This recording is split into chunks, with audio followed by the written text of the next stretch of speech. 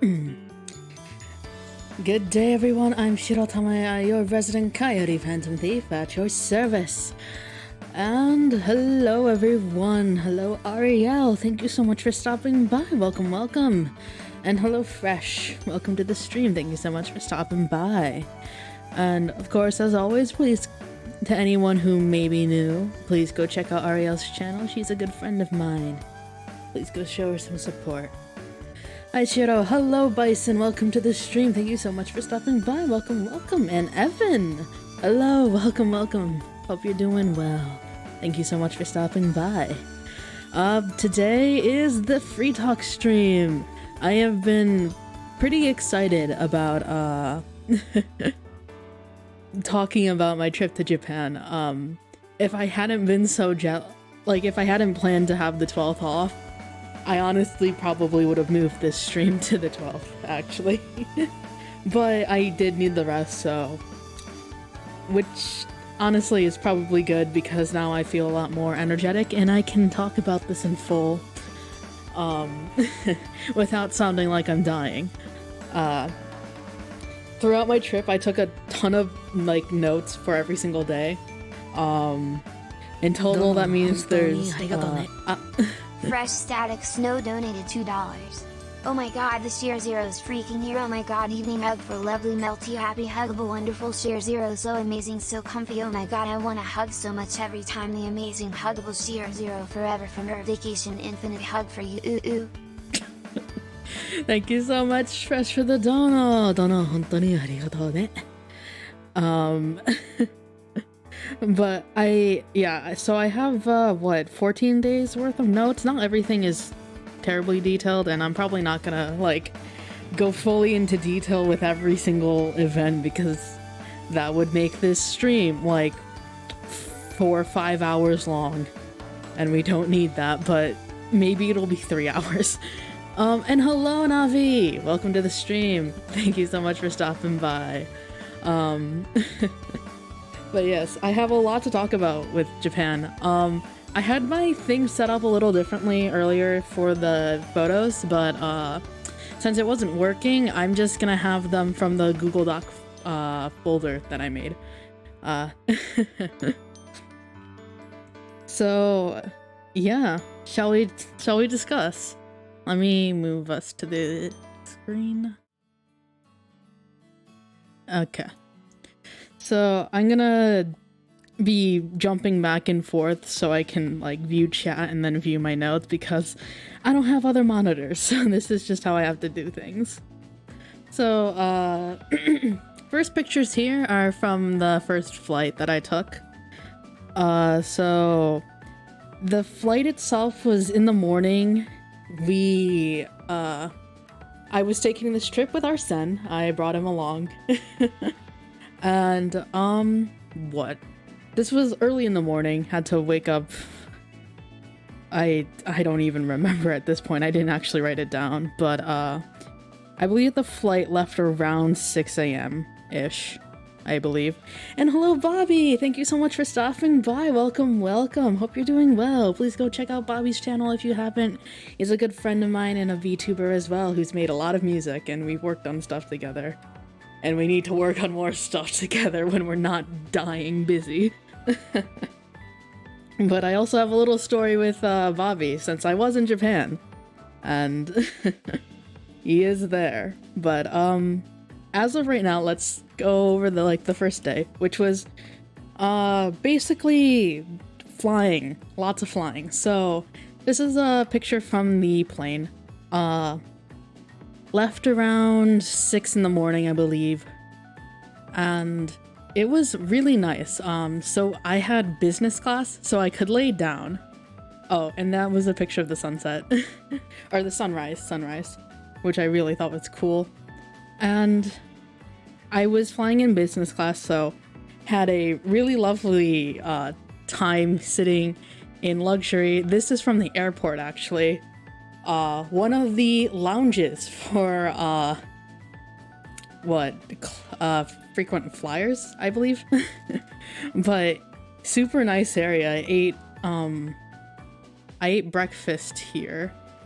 or I ate a meal here. I don't remember what meal. I just ate food. But yes, here we are. You can kind of see my pants there. So I was flying in business class. This was basically where I was. It was a lot. It was a lot. I wasn't expecting business class to be that luxurious. I have never experienced that in flying. And I gotta say, really nice. You could extend this seat down all the way so you could lay down, which, let me say, when you fly a long flight, that was so nice. Because usually when I'm sleeping on a plane, when I've slept on planes before, my back hurts so bad by the end of it, because you're just like stuck in this sitting position, but this was a treat for sure. And Konshiro, hello Maggie Loon, thank you so much for stopping by the stream. Welcome, welcome. Well, I've never been on business class before. Yeah, I hadn't either before this, though it was only on the way to Japan, not on the way back to Earth, and then, you know, all that other stuff. Which is how I realized, yeah, this was really nice to have for such a long flight, because God, did my back hurt on the way back here. But yeah, no, I basically had a bed while I slept on a plane, which was something I had never experienced before. And those were all the settings for like changing like how far you want the seat back, and of course if you put it all the way back, you're laying on bed. And that was one of the meals I had. I can't rotate the images because yay Google Docs, but that was the dinner I had. Just had some water, but nice roll, a little salad, and then some salmon over rice, wild rice. Delicious. I have learned from this trip also. I do like salmon as a fish, but I am now a fiend for salmon, apparently. I will eat it whenever I can. I've eaten so much salmon in like the past 6 months of my life, so it's just now my staple fish, I guess. And it was pretty good. I mean, yeah, I've definitely still had better salmon other places, but considering this is on a plane, that was better than I could have ever expected. Salmon is so good. It is. One of my favorite things to eat in Japan actually was just salted salmon. And like, it could be an onigiri, it could just be the salmon itself. It was so delicious. I could eat that all the time. It's kind of the best fish though, so you're not wrong. It is. I put this stuff in everything. I made salmon alfredo for like a meal. And so good. But yes, I took a few pictures in the air. Just because like some of the clouds, they were so dense, like they didn't look... Like they almost looked like snow. Especially with that first picture I kind of showed. It was surprising how much it just looked like a bunch of snowy mountains everywhere. If it didn't cost as much as it did, I'd eat it every day. Can confirm, yeah, Navi's had it before. I definitely one of my favorite things to make. I just need to make salmon more often, man. But that was my first flight, and the second flight, yeah, so the first flight, there was actually an hour delay, because they had to clean off ice from the plane, and it took them 1 whole hour, and then we were on the plane for about an hour and a half. The second flight, which was the long one, which was the business class flight, there was a 3-hour delay because of technical difficulties, and that made the trip so much longer. We were supposed to arrive in Japan at around 3 p.m. We ended up arriving at around 6 p.m. which was rough, but I managed. We managed. We ate dinner pretty late that night. And hello, Hunt. Welcome to the stream. Thank you so much for stopping by. Welcome, welcome. Please go check out Hunt's channel. He does a lot of editing, video editing and all kinds of stuff. And hello, Furris. Thank you so much for stopping by. Welcome, welcome. Oh no, I despise flight delays with every fiber of my body. The 3-hour one was real rough because it's like, I just wanted to be in Japan at that point, and I was sitting there being like, how much longer? How much longer do I have to sit here? Yeah, I'm in a nice seat, but I want to be in the air and leaving. But we made it there anyways. Which brings to like the first night in Japan. So this is Japan actually when we got in view of it. It was around 6 p.m. so the sun was setting. It was really nice. You can kind of see one of the mountains over there in the back, in the distance. And this was the little street that I was on for my, I believe this was the street. None of these photos are labeled, so it's not like I will know. But the first night in Japan, pretty tame. We got to the place we were staying, which was an Airbnb, and it was a nice little apartment. A little small, honestly, but it worked. I was comfy. Arsene was a little less comfy, but you know, he's used to living in a mansion. I'm used to being on a street, so we both were fine. we coexisted. And this was in Yoyogi. It's a really nice place in Shibuya. Lots of restaurants right near the station too. We went to a restaurant called Otoya, which is a like chain family restaurant, I believe. And got to eat some karage, which was spectacular.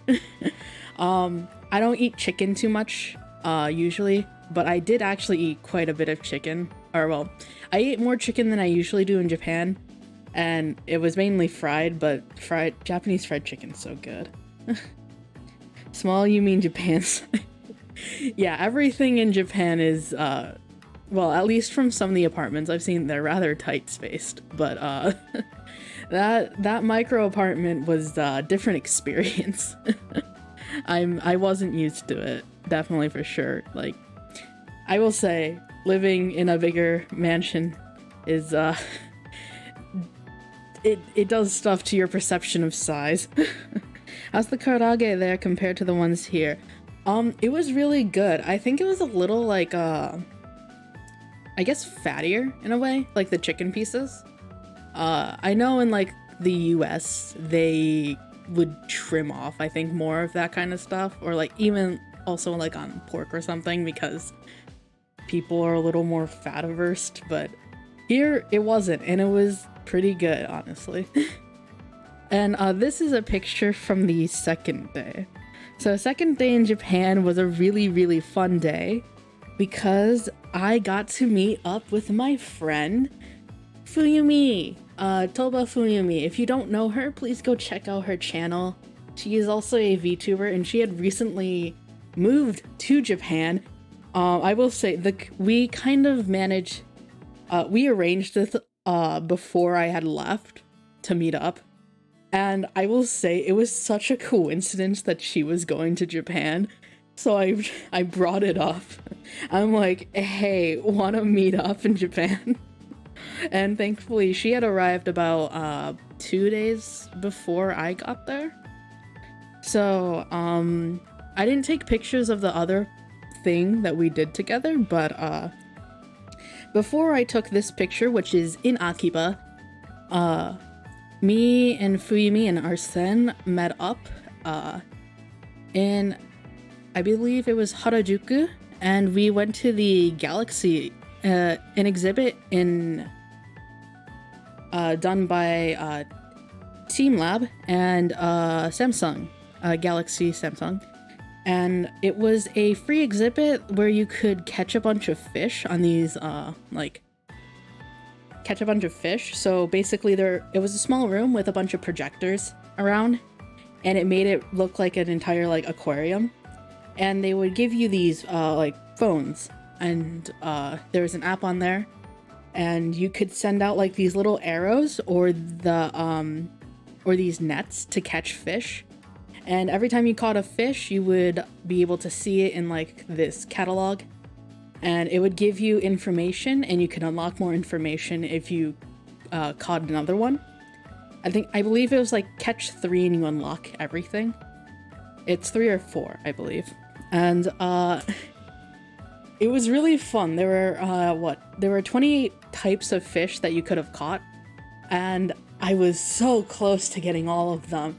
I ended up catching 27 out of 28 from the like guide little gallery, and I was so mad I couldn't catch the last one. The one I missed was the Japanese horse mackerel, and I just could not find it. I will say, like, the smaller ones that were in like schools were so hard to catch because every time you threw like an arrow, they would all just scatter, and it was such a pain to try to get them. Like, you had to like get them to swim down, have a net at the bottom, and make them swim through the net just to get them to catch. Shiro Master Fisher. I tried. 27 out of 28 isn't bad, especially since that was the first time I'd ever seen that. And, you know, only had like an hour to get acquainted with all the controls and whatnot, but it was super fun. Me and Fuyumi were talking about, with like everything we caught, how it's like, ooh, this would be delicious to eat, or like, oh yeah, I could definitely cook that. And we basically just wanted to eat every sea creature inside that exhibit. And I don't blame her or myself, because you know what? King crab is delicious. Crab is delicious, salmon's delicious, tuna is delicious. There were all kinds of delicious fish there. If only they weren't virtual screens. But you know what? I did get to eat some salmon after that exhibit, because me and her split ways with our sen after the exhibit to explore Akiba. And before we went full exploring, we stopped at a konbini and got some onigiri and drinks. And I got a salted salmon onigiri, which was very good. I will say, in Japan, I had a really large influx of rice in my diet, and I was happy. I like rice a lot, so perfection for me. But this picture was taken, outside of Akiba Station, and I saw the Genshin flyers, and I had to take a picture, because, you know, it had to be done. As a Genshin player myself, I got very excited. But me and Fuyu explored Akiba. I didn't actually buy anything that day. I was trying to convince Fuyumi to just cave and buy merch, because she saw a few things that she liked, the Zhongli dragon plushie. She saw that, and I'm like, you should just go buy it. She didn't buy it from Akiba, but she did end up buying a Zhongli plush from somewhere else for a little cheaper. And we also found these Genshin perfumes, which are like perfumes based on the characters. We only saw, the ones that I saw in Akiba were of just some of the guy characters. So Zhongli, Diluc, Child, Kaya, and Zhao. I thought Zhao smelled the best out of those, followed by Child and Kaya. They were very, very nice. Scaramouche Gaming, let's go. I find it hard to imagine you eating more rice than you already eat. I ate rice pretty much with every meal though, and there's like nothing with it. It's just straight rice. It was so good. How does Kaya smell? I mean, I don't have like any kind of like scent strips of like samples and stuff, but if I remember, it had kind of like a fruity-ish floral note to it with like a little bit of I don't remember like the after scent kind of thing, but I liked Zhao's the most. It had like a very gentle floral smell, and it faded kind of nicely. and it wasn't too overpowering. I don't usually like perfumes. I know like, Nobility and Makia, they love their scents, and some of them are just overwhelmingly strong and they give me migraines. So it was really nice to actually find a scent that actually was not too strong. Unfortunately, I didn't buy any of the perfume. I kind of regret not buying a bottle. I might try to see if I can get one from other sources, because I actually did like that. But me and Fuyumi basically just explored Akiba. I kind of made note of what souvenirs to buy because I was looking for them. And in some of the shops, oh yeah, I saw this and I just thought it was funny, so I took a picture. No matter where I go, Amogus will always haunt me. But what surprised me is they had like the stuff for like the hide and seek update. So I was kind of surprised. It's like, wow, they already have plushes for that here. Okay. When the sus. Yes, indeed. Like I'm just casually looking through anime merch and then Among Us. Right in my face, no warning. There is a Shiro Among Us. Yes. There was a Shiro among Japan. That be true. But I did, so it was fun. I did end up actually doing one crane game. I spent some yen. I think I spent like 600 yen-ish, or maybe more than that actually. I think it was more than that. I don't remember.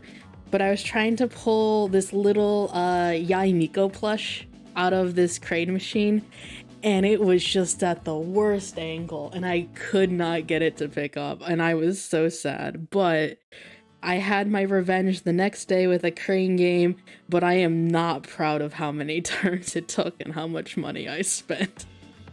But I'll go through that a little bit later when the picture comes up. But it was fun to experience my first crane game. But afterwards in Akiba, I don't think there's any more pictures of Akiba. Oh, actually, no, there is, because I did find some HoloLive stuff and I got super excited because, you know, you don't see that around all the time, you know, advertised in stores all around in ye old America. But you do in Japan, and I got super excited to just see HoloLive like the HoloLive members, and that was one of the like really interesting things. It's like there's all these things that I enjoy, and now it's just more casually just plastered every which where, and it's like I don't expect it. So I turn around, it's like, what the heck? There's advertisements, but it's like, yeah, that makes sense. We're in Japan. Believe it or not, some anime stores have started having HoloLive stuff in the States. I have seen some HoloLive stuff. It's just like, it's definitely different seeing it just random advertisements, you know, when you go into the station or something. Like, I kept seeing this advertisement, I think, with one of the Niji girls and some kind of card game or whatever, like, in the, on the JR, and I'm like, what the hell's happening? Wait, I see Pro Sekai. Yeah, there was a lot of Pro Sekai merch as well. Apparently, that's also pretty big in Japan. Like, I saw a lot of that everywhere as well. And then, yeah, of course, I took some outside pictures. There was a giant poster of Nilu, and I'm like, yes.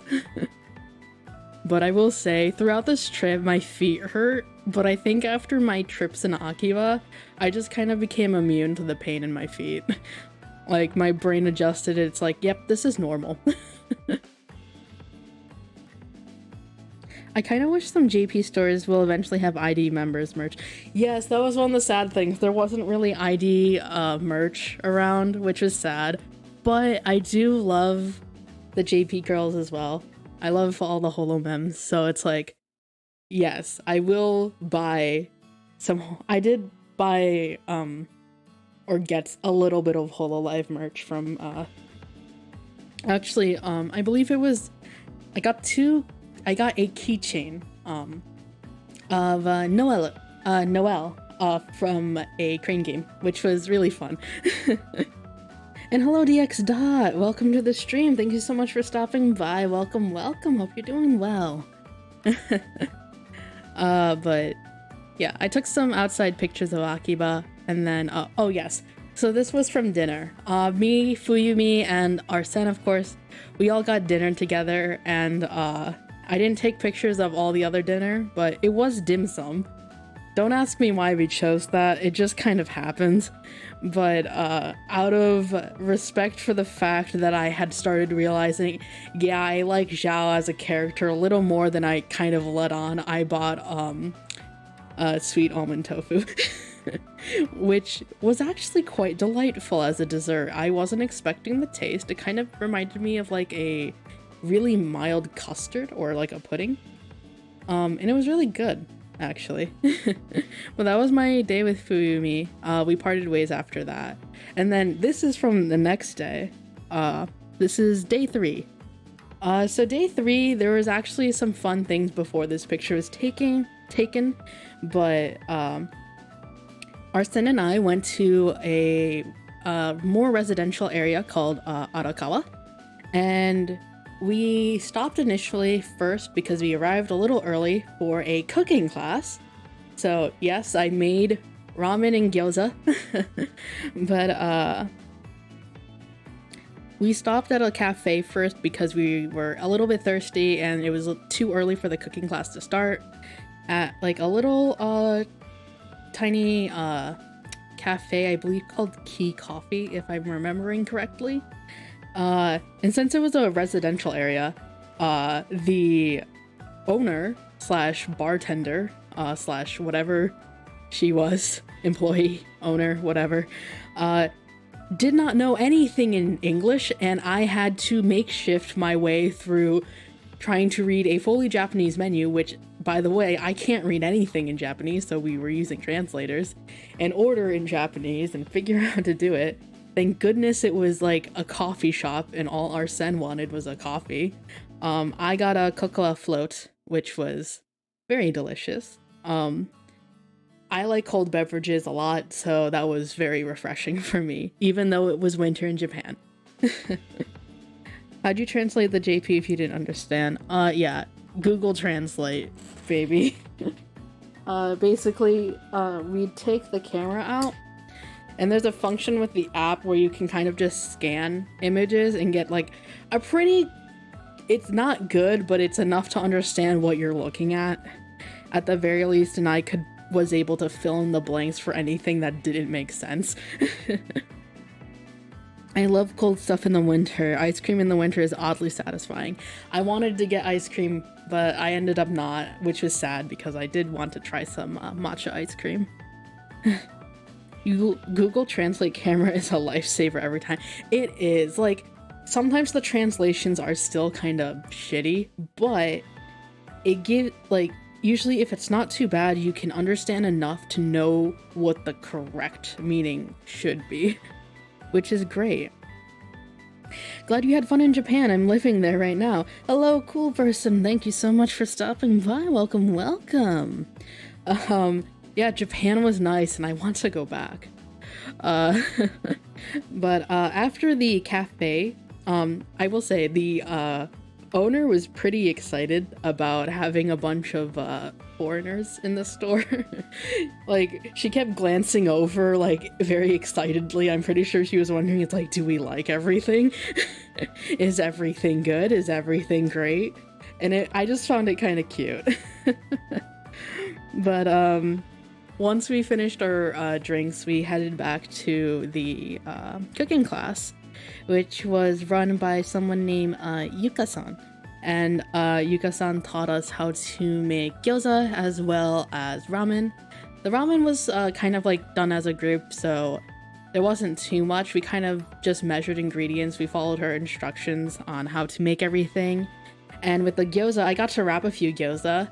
I did not do a great job, but they still tasted good. But it was really satisfying to eat this ramen for lunch, and it felt just nicer to eat because, you know, we made everything, and it was really fun. And there was a few other foreigners as well. Of course, not as foreign as me and Arsene, because, not from Earth, but, you know, they don't need to know that. They don't need to know that. But it was really fun. I enjoyed it a lot. And we explored the area a little bit before we went back to Yoyogi to rest a bit. Before we went from Arakawa to Takabata, which is a little bit of a shopping street, and I also had, before we actually got to Takabata, I got some melon pan, which was my first experience with melon pan, and I loved it. And it was like sweet, but not like overly sweet, and I don't know how to describe the taste of melon pan. It's just good. If you've never had it before, try to find it somewhere and eat it. It's really good. And then after we got back to Yoyogi, there is a bakery nearby, and I ended up also getting some curry pan, which is just curry, which is bread filled with curry, which was also very delicious. And then coincidentally that night, I was messaging Bobby once I got back to Yoyogi as I was like resting up about restaurants, and Bobby just so happened to be in the Shibuya area. So me and I decided to arrange with Bobby to meet up for dinner. I told Arsene, it's like, we're meeting up with my friend, let's go. And so we met up with Bobby right near the station and went to this very nice traditional like tonkatsu place. Thankfully Bobby knows more Japanese than me, so he was able to order everything. But it was super nice, a really like chill atmosphere into the restaurant. The tonkatsu was delicious, but I mean, like, you can't go wrong with like a fried pork fillet. Like, come on. It's just good. And of course there was rice. Can't go wrong with more rice. But hopefully the next time also, though, if I am able to visit Japan anytime soon, and if you're still there, Bobby, we can hang out without the glaring stare of Arsene in our presence, because that did put a little bit of a damper on what other conversations we could have had. We can simp a little more together next time. But yes, that was that day. Oh, and right after dinner, actually, after we parted ways, me and Arsene decided to go see Shibuya Crossing, which is in Central Street, which are pretty famous, iconic areas. But for me, the reason it's iconic is because, if you did not know, I am a Persona fan, like a very big Persona fan. It was fun meeting you, and yeah, would love to talk and simp more. Yeah, hopefully we can. The glaring stare, not the blaring. The glaring stare of Arsene just kind of over the table, staring at Bobby as we were all there conversing. It's like, yeah, kind of had to bring Arsene there for dinner, but you know, kind of puts a stop to any simp conversation that could have occurred. But after dinner, we went to Shibuya Crossing, and I got really excited because that is a location in Persona 5, and it's like I just like stood there, and it's like, I'm here, I'm in this place and this game occurred set in this said place, maybe fictional, but still not convinced Persona 5 is a real place. It is a real place. But Arsene is how do I describe our Sen? My teacher, my adoptive father, I guess. Finally, I am in Persona 5. Yes, I am. That really was the feeling. People actually legit do Persona 5 pilgrimage when they arrive in Tokyo. I can imagine. That's kind of what I had in mind at first, but I decided not to fully do that, commit to that. I just wanted to see some of the places, but it was a different feeling being right in like that area. There were so many people, as you can tell by the photos. It was packed, and I usually don't like super crowded places. I'm a phantom thief, so you know, I'm moving around a lot, and usually once I steal something, I leave the crowded areas where I was before, and I'm just in the open, no one around me really.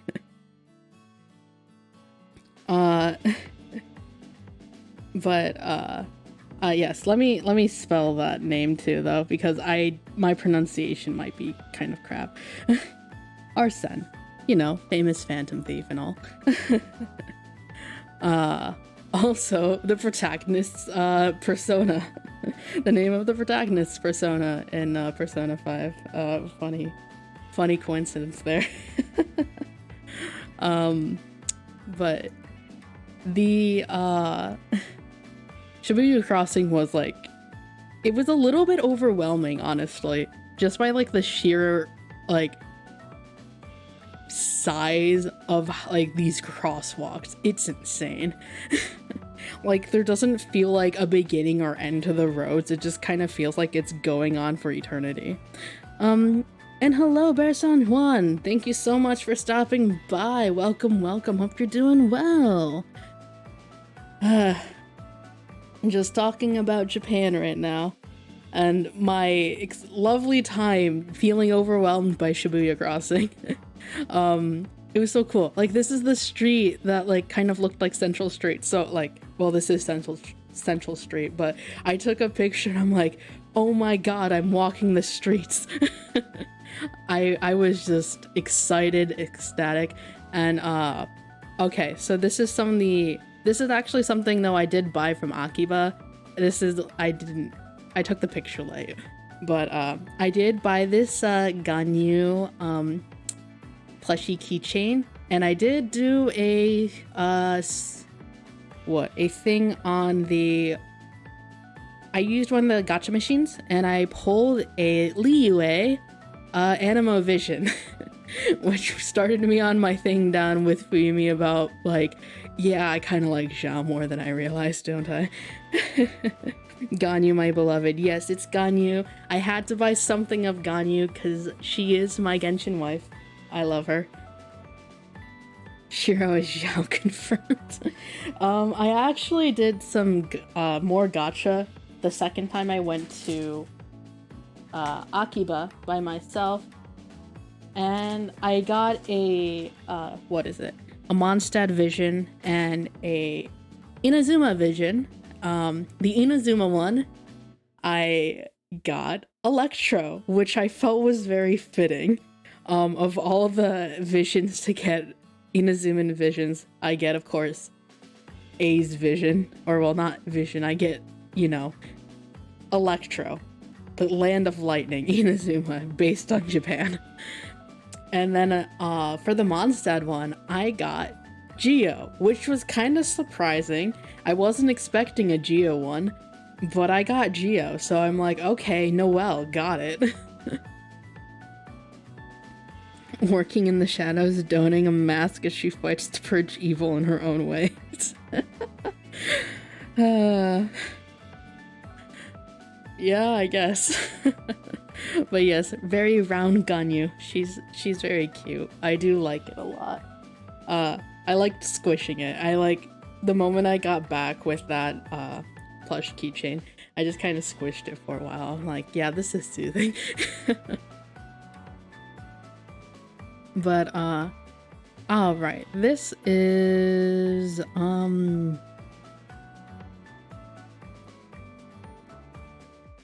I believe this is Asakusa. So this is for the 4th day in Japan. Me and Arsene headed over to Asakusa to see one of the shrines. And there is a bunch of shopping streets before you get to the shrine. And it was really nice. The shrine itself was packed. Like, this is the outdoor area to I believe, to the shrine. And it was kind of hard to walk through.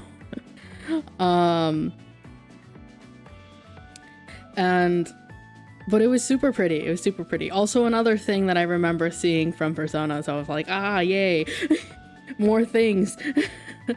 More things from Persona. But the shrine was packed, as you can tell, because it was New Year's. That was the one thing I knew that would happen with, like, crowds. It's like, I'm here during New Year's, meaning everything's going to be busy shrine-wise, but I'm going to see a shrine anyways. And this one was really cool, really big, really beautiful. I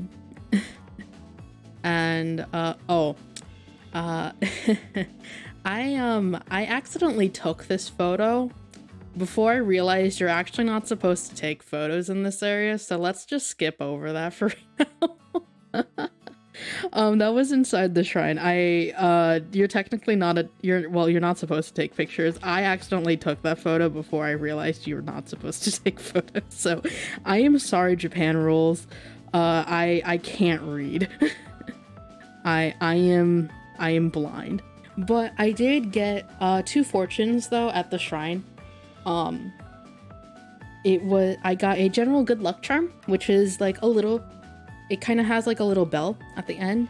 And then I also got a charm for passing exams. I felt that was kind of fitting. I had also, where is it? Hold on. Give me 1 second.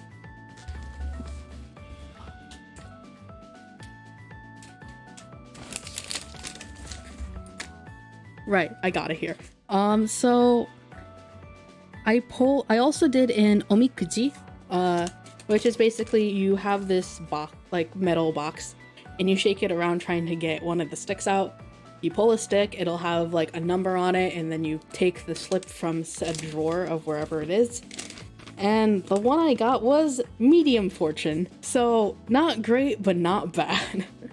Certainly not the worst.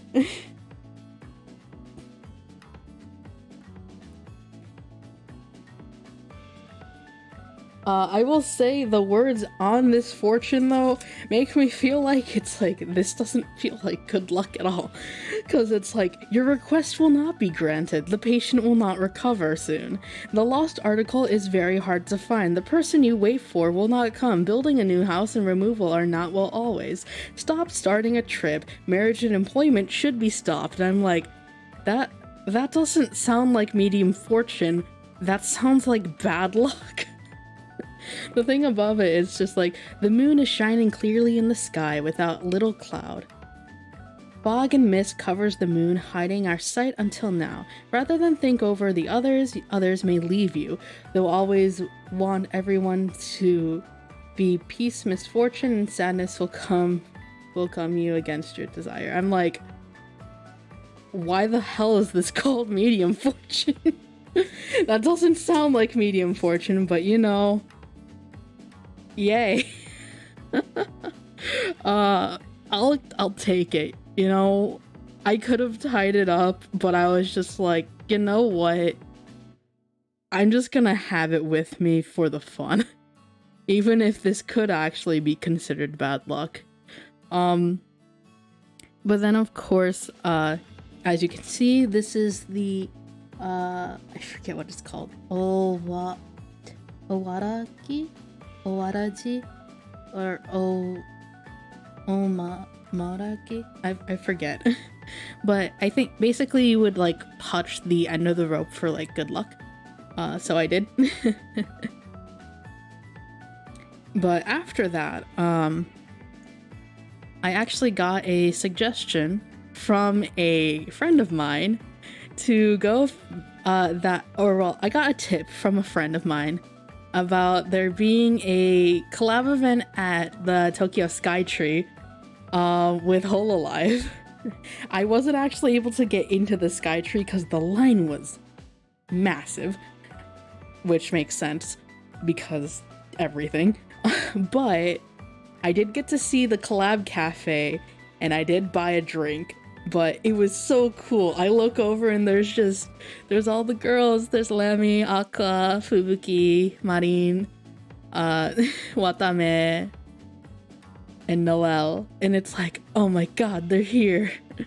And it was so cool. I didn't order like a bunch of food because I had actually been a little bit full from there because I had some rice crackers for snacks. But I did get, where is it? Yes. So I did get 2 of the limited items, which were like these little bookmarkers. Arsene got a hot chocolate, so I was able to acquire the Fubuki item because that was the drink based off of Fubu. And the other drink, as you can see, is the Aqua drink. It was a very sweet, like kind of fizzy soda fruit drink. It was so sugary, but it was super, super good actually, and kind of refreshing after having been out for a while. The little Aqua character thing, I did consume it. So I can say that I've consumed Aqua, and she was a little bit bland. I don't think it's not supposed to have flavor, but like it kind of just tasted like what I describe it, like an unseasoned rice cracker basically, or like kind of like foam. I don't know, it's definitely edible, but like yeah, so I ate Aqua.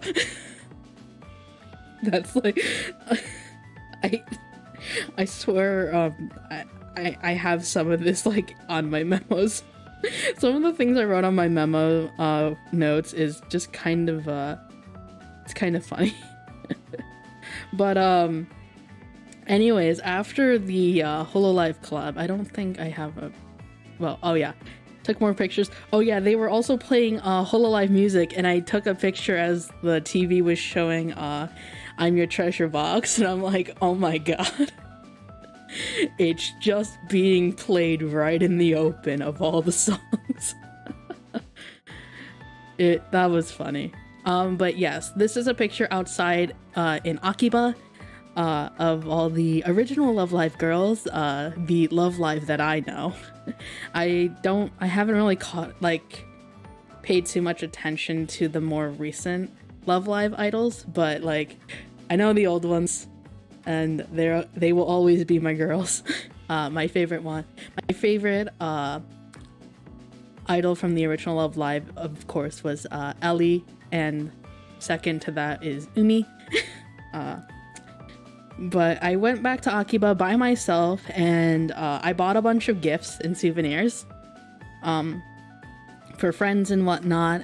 And this is when I got my revenge at a crane game. But let me describe my experience trying to win a thing at a crane game. Okay, it's not there. So I went into this one store with Fuyumi at one point, and there was a thing for Genshin, like the Genshin merch that had some of the characters. It was Singcho, Chongyin, Toma, and Ayaka in like this kind of like casual, almost schoolwear. And I knew at that moment, I'm like, I'm going to need to get that. Thank you very much. So on this day, I went back to Akiba by myself to not only buy souvenirs, but to also play some crane games. And that is where I got the Noelle keychain. I also got a little mini like figurine of Kaya, which is very, very cute. I got those other visions that I mentioned. I got 2 acrylics for myself, one of Heizo and one of Toma. And then there's the thing I won from the big crane game, which consumed so much of my money. How much did I spend? I'm not proud of how much I spent. There was definitely possibly a little more than 5,000 yen spent on one crane game. I finally managed to get it after one of the workers there did adjustments, they did 3 adjustments for me to finally get it. And it was a wall scroll, and how it was arranged was so you have this blue hook type of thing, and it's attached with a string. And what you're trying to do is knock it off, because the wall scroll is kind of just hanging from it, and the moment you knock off the blue thing, the wall scroll will become unattached. And it's not bad. It felt bad in the moment. But basically you kind of have to nudge it off this metal pole, and it's not even there for a while. But the way you have to surgically get this thing to move is so precise. You have to nudge. It's not even grabbing it with a hook. You're nudging it with the claw to move it to the side. You had to sumimasen. Yes, I had to sumimasen. But it was a process. I stood there for a good hour trying to get that wall scroll. It was hard. It's how they make money. Yeah, it is how they make money, and they certainly made money off of me. But I did get the wall scroll in the end.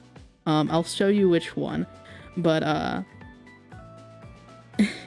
when I was walking around Akiba, I was in severe pain. I got to the point where my feet hurt so bad that I thought I was going to black out. The pain was at a point where I'm oh, yeah, I think I'm gonna die. So I sat down for a few seconds, got up, and realized that just made it worse. And I'm you know what, I just gotta strong arm through it. So I went back to Akiba Station, and I decided, you know what, I'm gonna buy some cake. The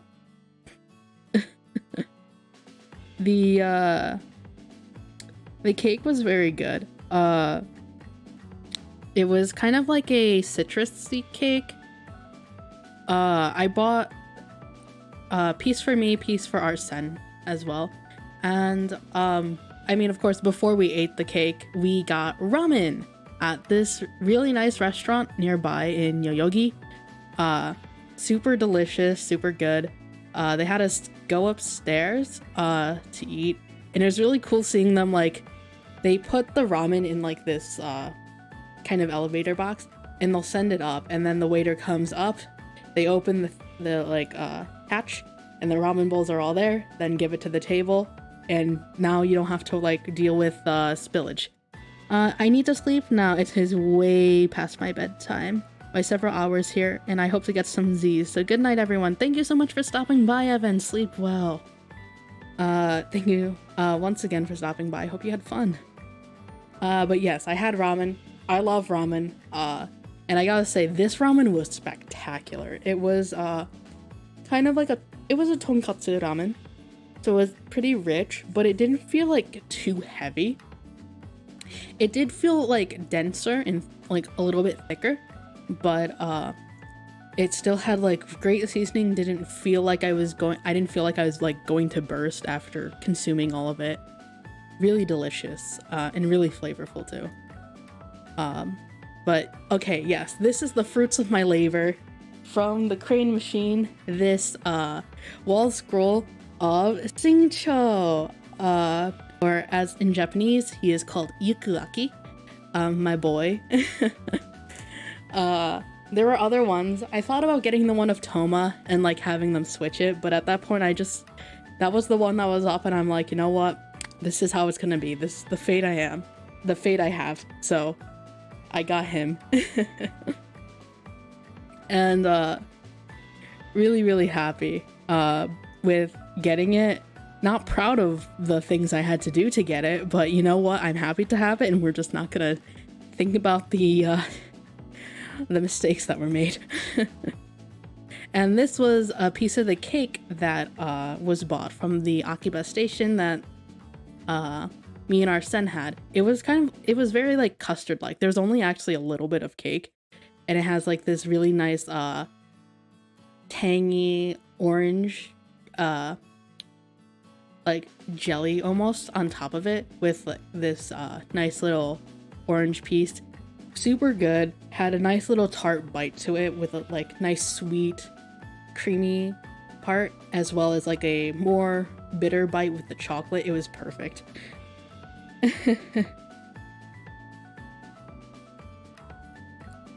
Book Boy and Bank Hunter something Phantom Thief and banks. I don't really steal from banks. I steal from people though. But you know, I steal from nobles. That's just how it was. That's how it goes. But super delicious cake. That's one thing definitely I can say for sure. Cake in Japan is fantastic. It is a little pricey, so if I was just living in Japan, I probably could not do the things I was doing ever. Like, normally, unless I had like a really good job there. But, you know, I mean, besides stealing stuff, you can't always make a living off of stealing stuff. Let me just say that. But, that was the, fourth day. Fifth day, which was the final day in Tokyo. The thing, me and our sen went to visit the Imperial Palace, like, grounds area. And before you even get into that, like, the actual grounds of, like the garden, I guess, and the park, or whatever you would call it, there's this nice little, like, water area. And there was a swan. There was a big swan and a lot of ducks. So I took some pictures of the birds. Many shubas and then just a big bird. Swans are known for being a little vicious, so there was the mild fear that the swan would try to, you know, approach and eat me. But, you know, that didn't happen. Thankfully. And this was closer to where the Imperial Palace area was, and the buildings were super nice. I love taking pictures a lot. That's one of the things I love about Earth, taking pictures. It's like, man, why didn't we think of this sooner? But I do enjoy photography a ton, so getting all these shots was really amazing. And of course, the sky was perfectly cloudless as well on this day. But it wasn't too hot. The sun kept you warm enough to enjoy the weather. But again, not too, like, scalding hot and whatnot. And there was a bunch of stuff happening, actually, near the Imperial Palace area. I think there was a bunch of diplomats or something coming by, because there was a bunch of security people all around us. And then I saw like a ton of cars. I'm like, okay, something big's happening around here. And this is one of the gates. I got lucky. I was like waiting for no one to be there. And I'm like, okay, perfect time, photo. Again, same with this one. I was like, yay, no one's there. I can take a photo. Because I mean, some of the best photos you can get with like not too many people, just so you can get buildings. You have to wake up super early and like go out with your nice camera. I don't have a nice camera. I was using a mobile phone for all of these, but I did my best to get the shots nice. But yeah, it was a really cool area. The Imperial Palace, really chill, really nice, and kind of like a really nice relaxing way to to end off Tokyo. And then the next location, we had to go to Shibuya again, and then I saw the statue of of Hachi, the dog, and I had to take a little photo. There was a giant line of people. I'm like, I'm just gonna take a photo from the distance. But what? before we actually got to this park, and no, this is Inokashira Park, location in Persona 5 that I suggested as a as a visiting spot because I wanted to see it in person, and I knew it would be like a really peaceful park to walk around in. And what you know, I was right. But we actually went to Kichijoji, which is a location in Persona 5 Royal. And I got to see around Sun Road and whatnot. And we kind of went to Kichijoji first and just took a quick look around and then went to Inokashira. So the pictures here kind of came first. And it was super, super nice, super peaceful, in a really nice walk and a nice change of pace from walking on like solid concrete all the time because there were some dirt paths, so it was a little softer on the feet. And if my photo will load. Yes, and there was a bunch of like all the docked swan boats. It would have been nice to come in warmer weather or something to actually ride some of the swan boats. And this is the Harmonica Alley. Alleyways, which would usually be full of open restaurants at nighttime. But of course, it was also still close to New Year's Eve, so my assumption was nothing would be really open either way. But it was really cool to get a picture of the alleyways. Really fun. Oh, but also before I continue, let me show you these. These were from Inokashira Park. There are so many dogs in Japan with sweaters, and I just found it so funny. Like, there's a dog there. There's this dog here in Inokashira. There was this dog. This one's so cute. It was just in a stroller, and all you could see was its head, and it wasn't even moving. It's just like looking for it. It's like, yep, this is how we go. And then of course these two dogs got the real drip, those leopard print sweaters. Just absolutely gorgeous. And also another picture actually at one of the shrines that I don't remember where this picture was actually taken, so I'm just gonna show it now.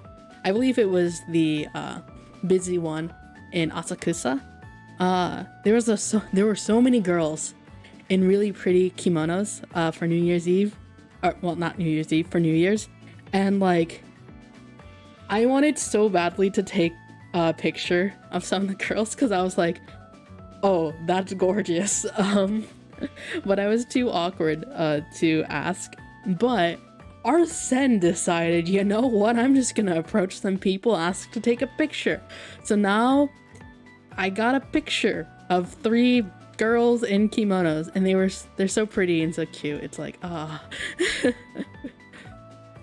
this is what I needed in life. But after the day in Kichijoji and Inokashira, we went to this restaurant. I believe it was oh yes, it was in Shinjuku, and I think it was called Aburi Dining Rakuzo. I'm not sure if that's quite the right translation. I tried I tried my best to figure out what the hell the name of the restaurant was, but not quite. And this drink in front, like this drink I took a picture of, is umeshu. I had 3 glasses of this. It was good. Umeshu is a plum wine in Japan, and I had to try some. So I ordered some for myself, and it was spectacular. And for dinner, I got there was this croquette that I got, but there's also this garlic rice with a bunch, like, with this poached egg on top, and it was so good. Like, I could go on and on about all the delicious food I had, and I could not stop. What was the it's like a monjiu style croquettes, I believe it was. And then for dessert, I got a custard pudding. So ended Japan with a bang. It was a really nice restaurant.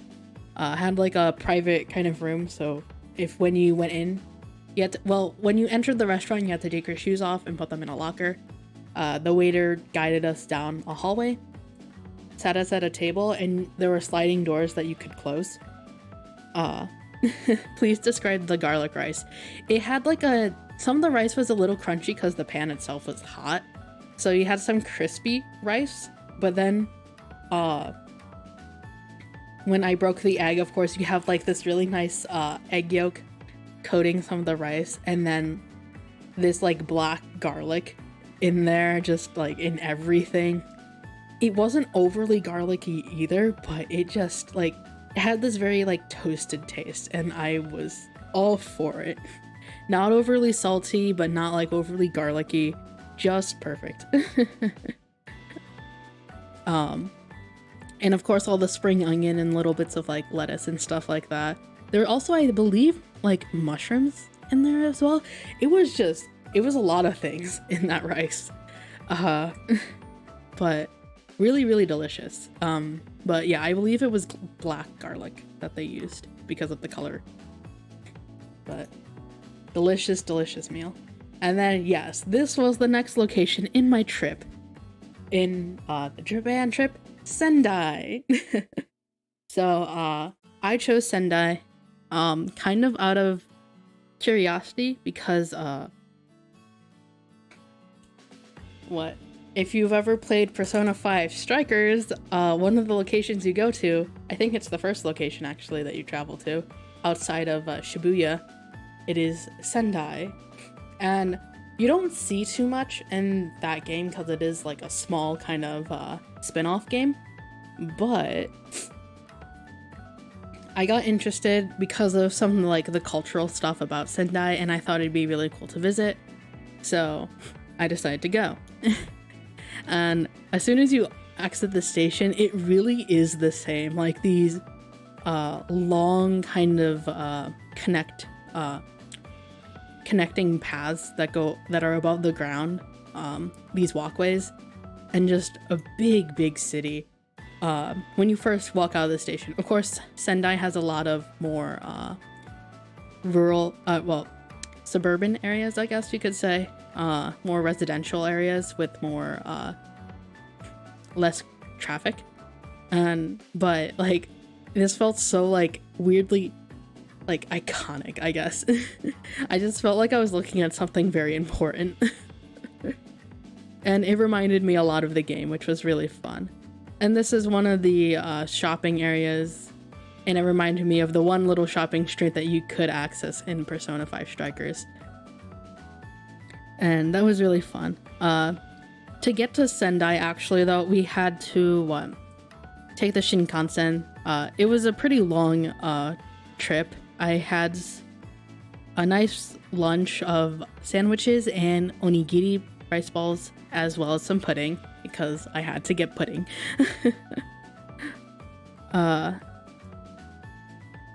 And oh yeah, this was also the day.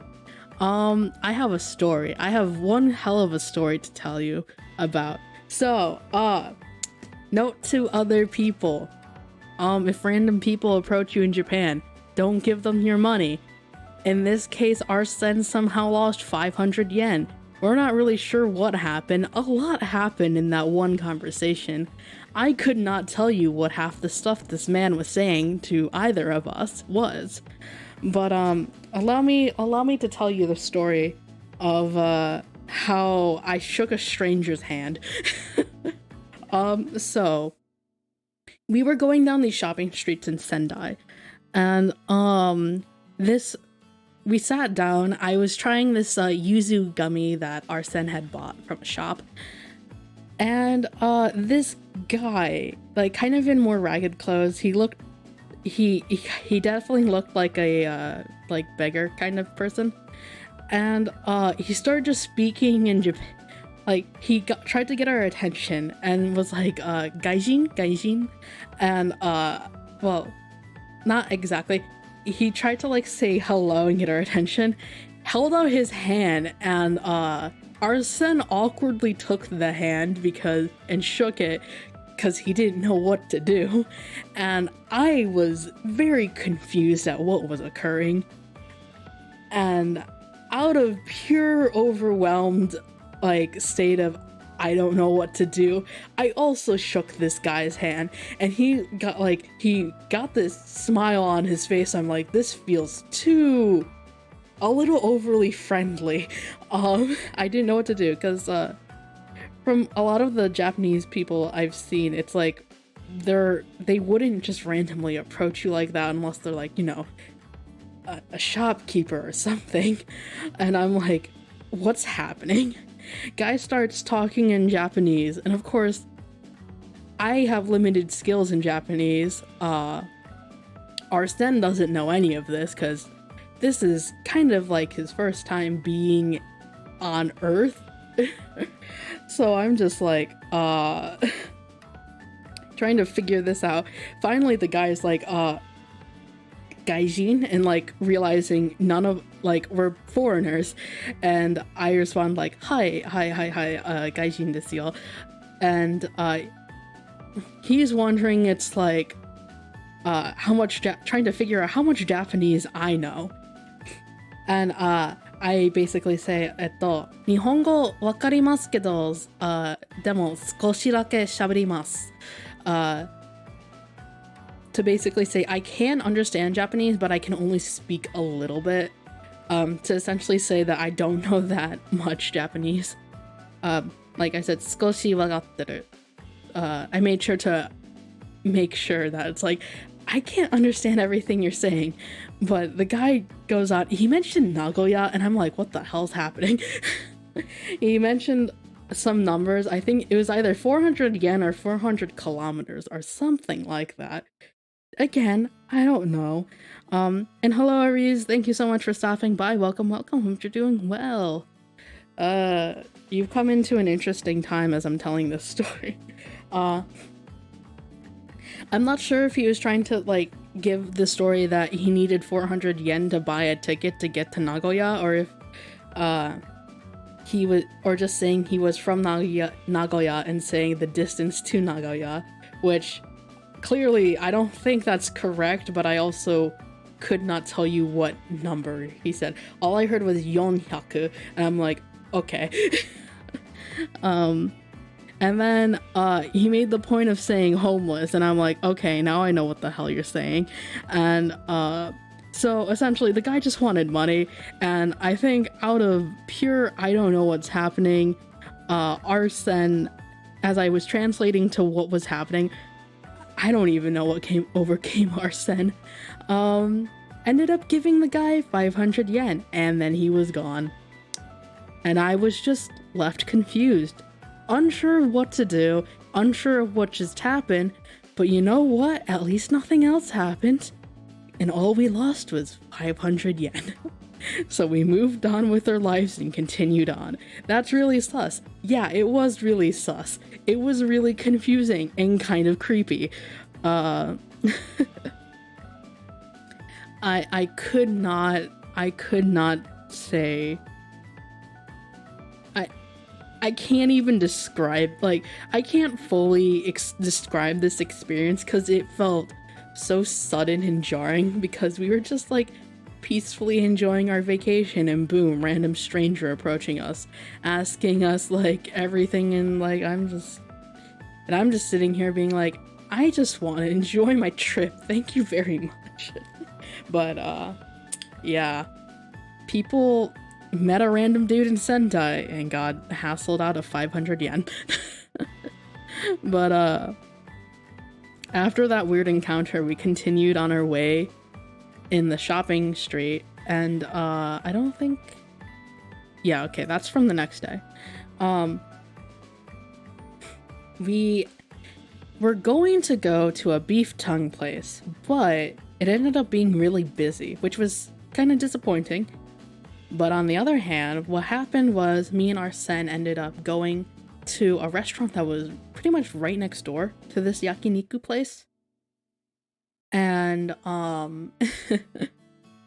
wait, he was an NPC trying to give you a side quest until you realized you didn't have the appropriate skill level. Yeah, that's kind of what it felt. just like walking up to me and being like, hey, do this, and I'm like, dude, I can't speak with you. But anyways, we ended up going to the restaurant right next door to this beef tongue place instead, because we wanted dinner and we were hungry, and it was dark and cold and in nighttime.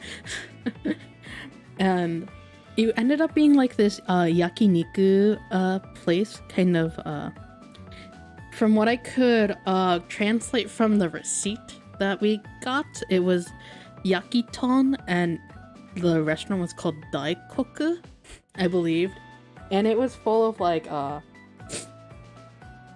residential people. So it was like a bunch of regulars, and then there's just us. Then there's just me and our sen, clearly foreigners and not from here. And it was honestly a really cozy restaurant, and I really enjoyed it. And the food was delicious. We had a bunch of little skewers, and just like, it wasn't too much food, but it didn't feel too heavy. It was just really nice grilled meat. That was essentially what it was. And apparently, according to our sen, I didn't notice this, but apparently the waiter to him seemed smitten with me, as he said in his words, and I didn't know. And then suddenly I'm just like, wait, what? And I just had the moment of like, I wasn't expecting to end up stealing hearts on the trip, but it just happens naturally, and I did not understand. So I just kept, drinking my umeshu, which I ordered, and eating a bunch of very delicious skewers and some surprisingly tasty, like pepper and salted chicken wings that were really good. I don't usually eat chicken wings ever, but those were just delicious. But yeah, that was the first night in Sendai. In Sendai, we ended up staying 2 days, so that was the first day on the 6th day. So the next day was the 7th day in Japan. And for this day, we ended up staying in a more, well, not staying. We visited a bunch of more historical sites. And the first one that we decided to see was the Zuihoden Mausoleum. And the Zuihoden, along with the Zenoden and the Kansenden, were the burial sites of Date Masamune, Tsunamune, and Tadamune, respectively. They are like these kind of shrine mausoleum type of things, and they were really, really beautiful. This is from the Zuihoden. There's just this really cool dragon fountain. Took a picture. This was kind of the old gate to the Zuihoden, and then there's like a side gate now that you can enter. And you go up these stairs up to this really, really nice big mausoleum, outdoor mausoleum. Playing up the stairs, these were some of the stuff nearby. This dragon statue apparently is one of like the one of the remaining few dragon statues that are existing, and the other thing that kind of looks like a flower almost was the crest of Date Masamune's family. And this was the mausoleum / shrine. I did show I threw some yen into the shrine area out of respect, and it was, unfortunately, it looked like they were doing some renovations on it, so couldn't see the entire thing, but the surrounding area was really pretty. The weather was perfect, like a little bit cloudy, but it wasn't too windy at all, and like I felt it was very calming, oddly enough. I think that's how I'd say it. And a lot of it, and apparently everything in this area had been kind of rebuilt due to a bunch of firebombing, which I had no clue, but it was really cool to learn about that little bit of history. It had this very old, serene feeling, definitely for sure. And I was kind of like at peace there with like all the wonderful nature and the breeze and like the beautiful buildings and stuff like that. And this, I believe this one was the Kanoden, and the other one that I have here is the Zenoden. The other one of the Kansenden, and this is the Zenoden. Both equally beautiful. Definitely a little smaller than the Zuihoden. And oh, this was just some random stone. Apparently there's a sign for it. It's just a stone that looks like a boot. So I took a picture of it. The sky is so beautiful. Yeah, the sky was pretty much always nice during the entire trip to Japan, which was super nice to have. But like it made taking pictures a lot nicer. Oh, and there was also a straight as we were going back, because to get to the Zuihoden and Mausoleum, we took a public bus, loop bus, that was going around. And on the way back to the bus stop, I saw a stray cat, so took a picture of it. But the next place we visited was the Osaki Hachimangu Shrine, which was very busy because New Year's week, like the days of New Year's. But there was also, unbeknownst to either of us, there was like a little festival happening, and I ended up, there's a bunch of food stalls around, so I ended up getting some takoyaki. It wasn't the best takoyaki I've had, but it wasn't bad. Honestly, it was nice to just eat something that was hot, because I did get a little bit cold. So nice hot takoyaki was delicious. And then also I ate this choco banana because I wanted something sweet. I'm sure you could draw, and no, let's not talk about that. But yeah, no, that was a really nice little festival, like surprise festival thing going on, and a very nice shrine overall. I didn't have too many pictures, but it was mainly because it was super crowded, so it was hard to get some nice pictures. But after the little trip on the bus, we ended up going to Matsushima. And unfortunately, we couldn't catch one of the boats that were going around to see all the islands. However, we did walk around. It was super windy here and actually kind of cold. But it was really refreshing, and the scenery was beautiful. I got a lot more of these like nice nature shots here. There's this big red bridge to cross over to get to one of the islands, and you had a really nice view of the water, of all the like surrounding stuff. And then going onto the island itself, I just thought this is cool, all these roots on the trees. Really super cool. And then this really nice shot of some of the islands from the path that we were walking on. And the sun was starting to set too, so I thought that was really cool. And yeah, these next few shots are just like really nice nature shots I decided to take. Oh, and there's also this really old shrine here. Shrine on the island. And I took a picture because I just thought it looked really beautiful. With all the surrounding landscape and stuff. If it wasn't winter, I bet some of the trees would look nicer, but it gave it a little bit of an older look than it already was. So I liked it. But yeah, and those are some of the other islands around Sendai. The plan had originally been to take a boat around to see all the islands, but unfortunate as it was to not catch the boat, I think it was cool to just walk on one of the islands and get these shots. Oh, yeah, and also on the way back to the hotel, I saw this in a konbini, and I just had to take a picture because I'm like, oh my god, there's like VTuber drinks, snack things. Gonna take a picture. Or yeah, they're drinks of some of the Nietzsche girls, and I'm like, okay. I just found it funny. So Yeah, I didn't buy one, but, you know, that's fine, because I already drank aqua. I drank and consumed aqua. Okay, I need to stop with that one.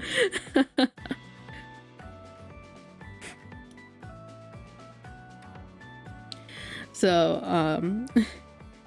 after, the 7th day, we ended up taking the, Shinkansen on the 8th day to Tokyo, and then to the actual next destination, which was Kyoto. And this was the halfway point, which surprised me because it felt like everything was going way too fast. I'm kind of still surprised it's already over. After the 5-hour trip, we finally arrived. I ended up having a tonkatsu bento for lunch on the train, and there was like a little umeboshi on top of the rice with some sesame seeds, and that was so good.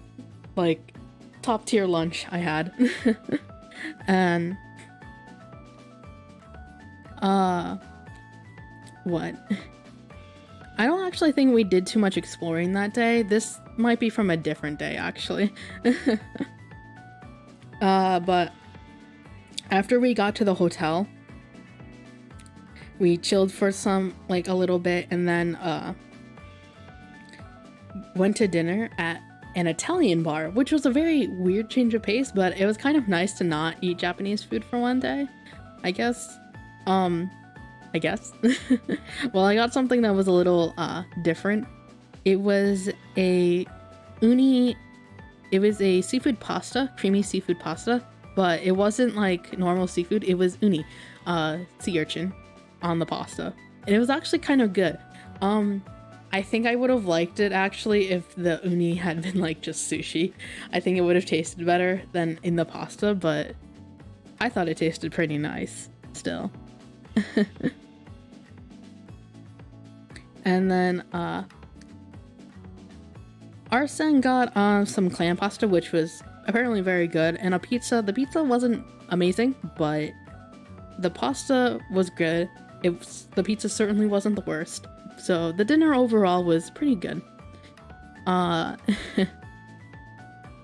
then on the 9th day, yes, this is from the 9th day, we ended up taking a bike tour. Yes, a bike tour of Kyoto. One of my friends had actually recommended that if you're going to be in Kyoto, to get a guide because it can be confusing. Thankfully, we had already gotten a guide for something. So, our tour guide's name was Tanaka-san, or as his badge had, also Rich, which I just found funny, but I just called him Tanaka-san in my head. We first went to a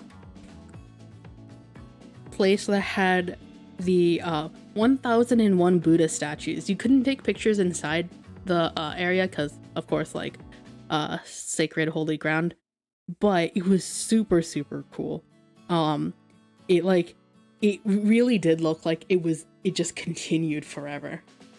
And outside there was like these really nice gardens, and that I could take pictures of. So I took a few pictures of those gardens. It was super beautiful. I gotta say, some of like the gardens and stuff in Japan, they're just so beautiful. They don't even like feel real. Like, it doesn't feel like I'm looking at like a real thing. Like, this looks like something from a fantasy game. Like, you could tell me someone rendered that in like 3D and I would believe them.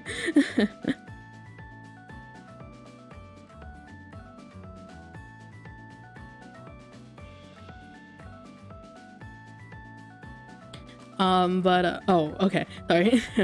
I spaced out for there.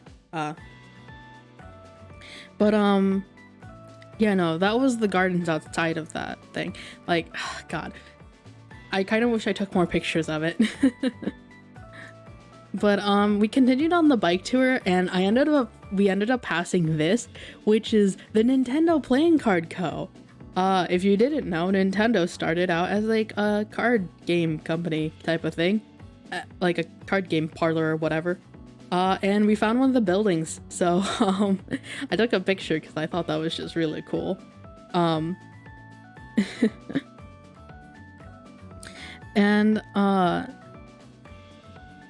it was definitely surprising to see like a Nintendo thing. I wasn't expecting to see anything like that, but I thought it was really cool.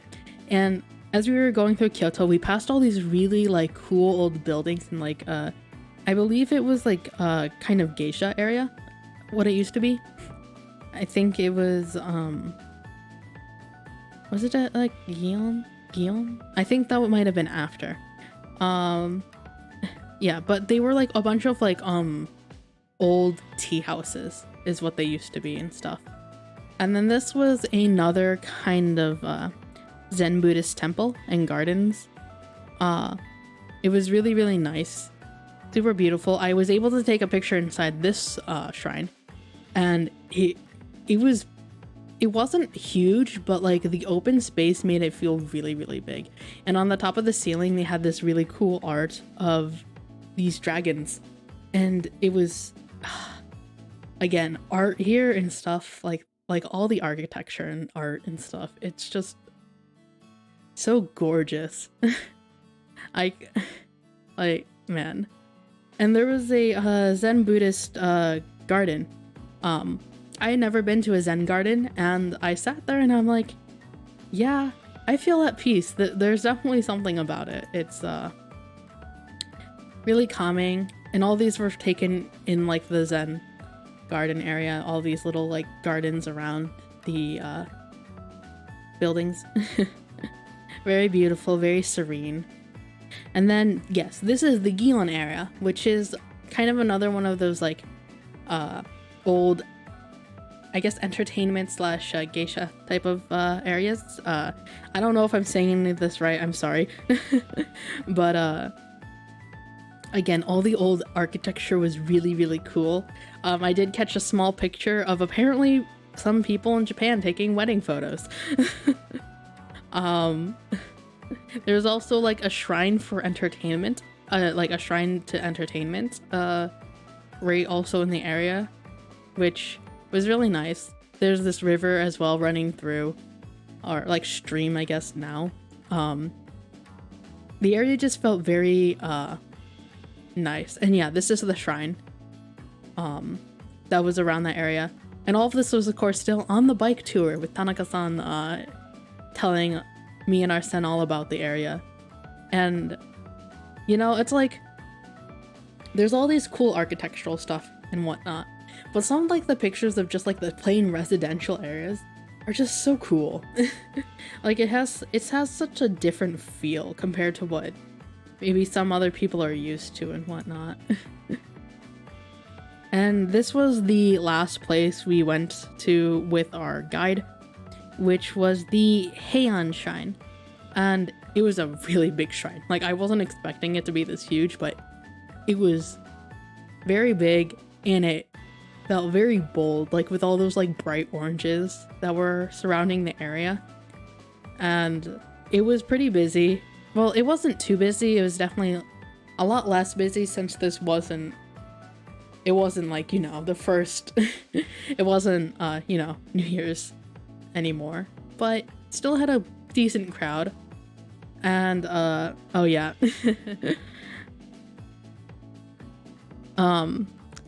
After we went to this shrine, we parted with our tour guide, stopped for lunch there because there were some food stalls outside, and had some Chinese like noodle soup that was there. Very delicious, very warm. It wasn't like over the top great, but it was warming, which was really nice. And the atmosphere of the area was a nice change of pace. And after all the biking, my legs and back were kind of in pain, so we biked back, returned them to the rental service, and then stopped at the hotel before checking out the Kyoto station shops. And there's a tonkatsu place in the station. Of Of course, though, it had other things such as like ebi fry, karage, and so on and so forth. So we decided to stop there and get some dinner. I wanted to get sushi that night, but I decided that I wanted to actually do it the next day and get conveyor belt sushi for lunch.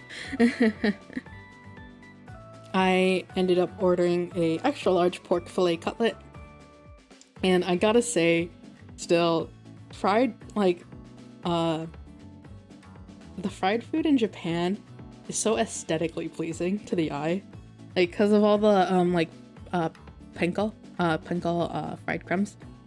It's just like, it looks so crispy, and it is crispy, and it's great, and it doesn't feel too oily ever, which is the perfect thing. And then, of course, after that, I ended up going down into one of the lower floors of the station and buying cake. This is a chocolate cake, this is a strawberry shortcake, and that is Mont Blanc. And I never had Mont Blanc cake, and I only took a bite of this because I kind of got the other two for Arsene. The one I really wanted was the strawberry shortcake, and I took a bite of each of those other ones, and they were very good. Not too sweet, nice little... The Mont Blanc actually had a little bit of like a champagne, like alcoholic taste. Interestingly enough, it had a winey taste. The chocolate one had a nice bitter undertone, but still pretty sweet. And the strawberry shortcake, of course, light, fluffy, tartness from the strawberry, sweetness from the strawberries. Very, very good. I was very satisfied with these cakes. Which one is your favorite? Strawberry shortcake. I could eat those all the time.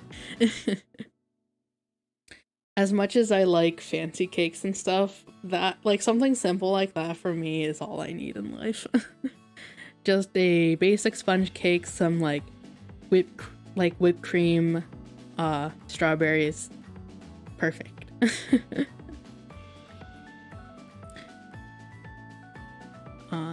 Yes.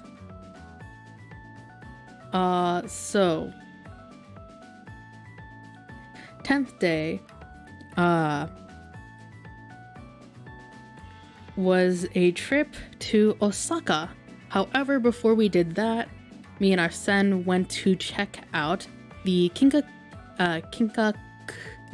Kinkakuji Temple and a Zen garden.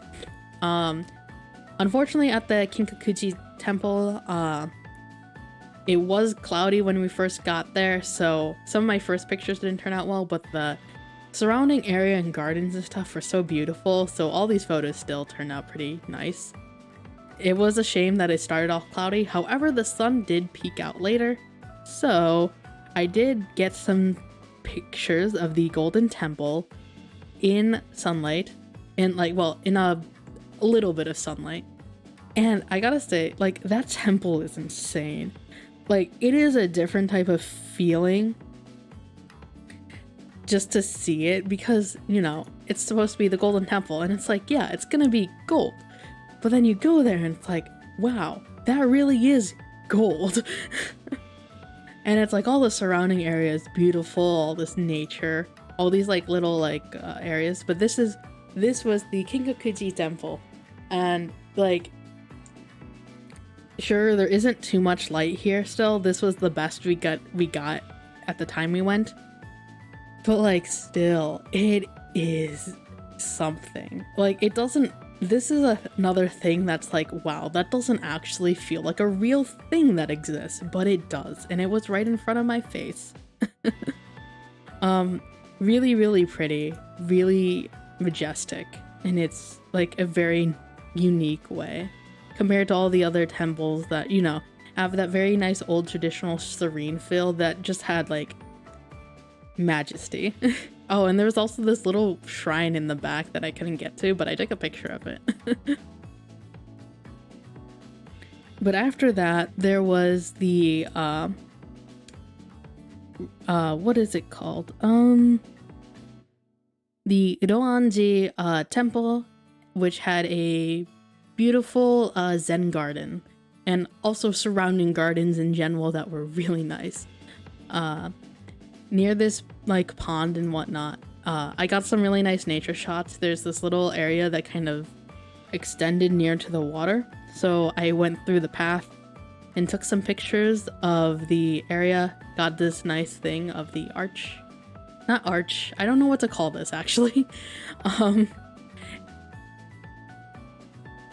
No, Anji, these shots are really beautiful, thank you. I took some real time taking some of these photos. Honestly, if people had seen me that I knew, I would look really weird because I would like start crouching down and like angle my camera in like a weird way, just to get some of the shots. Like some of them I really just like, I was like in a squat, like leaning against a gate trying to hold my camera to get the perfect angle and then get the nice the right focus. I actually almost fell over a gate, and a bunch of people heard it because it made a sound, and I just heard a bunch of people go, "Oh," and I'm like, "Oh god." That was a little bit embarrassing, but I got my photo anyways. But yeah, oh, this was one of my favorite shots that I got. Right through all these branches and like the water and the reflection, it's just so cool. But yes, this was the Zen garden, and it was a lot more simple than the other one, but it was really, really peaceful. This one was known as like the most, the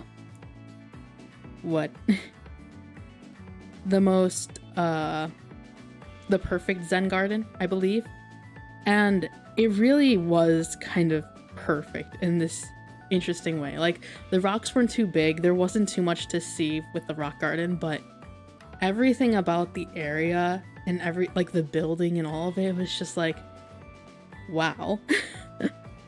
I sat there for a while looking at the garden, and like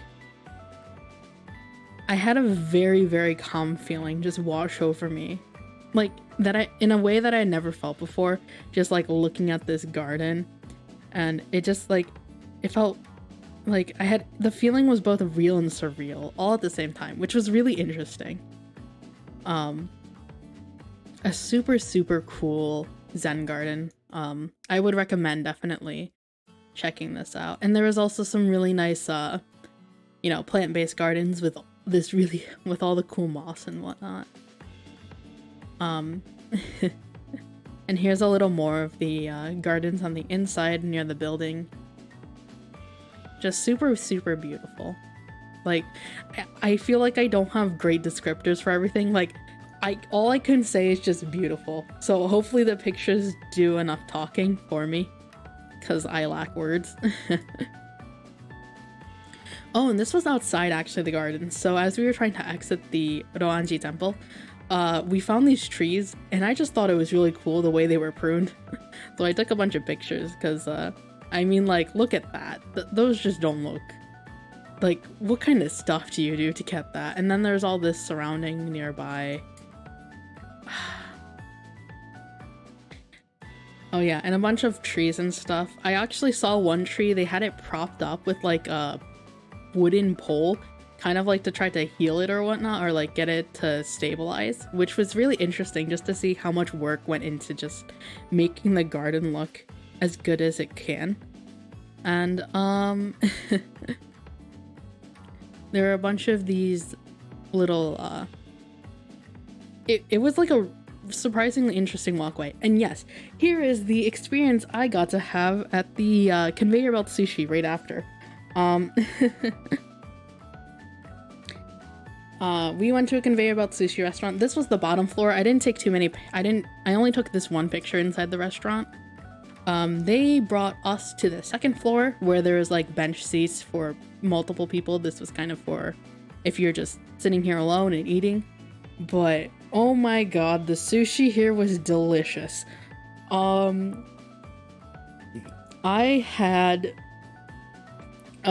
ate so much sushi. In total, me and Arsene got a stack of like 20, over 20 plates, and it surprisingly didn't cost as much as I thought it would, but oh, everything was so good. The best thing I had was this fatty salmon sushi, and it just melted in my mouth. It was so good. I've never had salmon like that. And I knew, it's like, God, I can't go back to normal sushi ever again.